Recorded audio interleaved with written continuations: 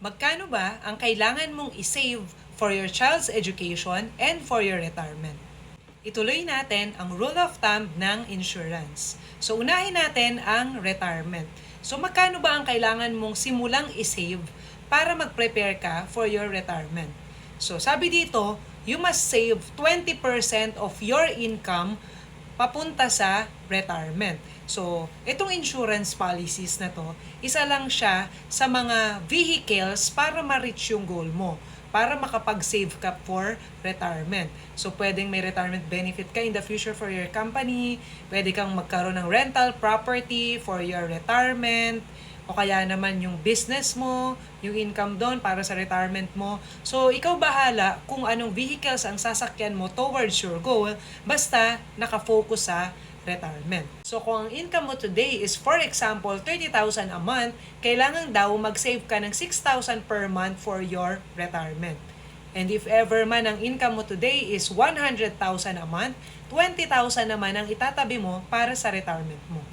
Magkano naman ang kailangan mong isave for your kids' education? So for example, newly married kayo and gusto nyo naman magkaroon ng kids, better mag-start na kayong mag-save for your kids' education. So sabi dito, 5% of your income should go towards your kids' education. So kung ang income mo is, for example, 30,000, you should save 1,500 per month for them, ha? So kung dalawa yung plano nyo, tig 1,500 kayo ng mag-asawa.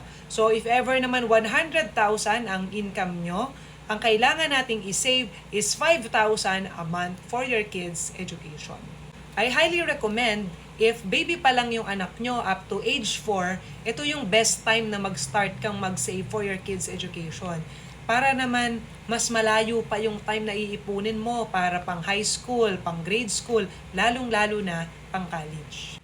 Pag kukuha ka ng pang-educational plan, lalo na kung pang college niya itong isa-save mo, sana yung anak natin is 0 up to age 10 pa lang.